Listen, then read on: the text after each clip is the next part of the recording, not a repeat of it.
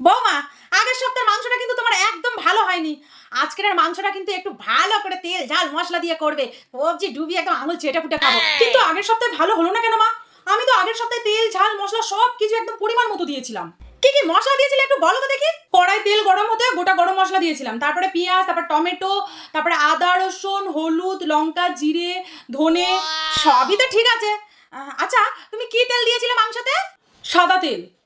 ওই ওই হলো, ওই সাদা তেল দিয়ে রান্না করেছে বলে তরকারিটা ভালো হয়নি। আজকে কিন্তু তুমি সরষের তেলে রান্না করবে বৌমা। ঠিক আছে মা।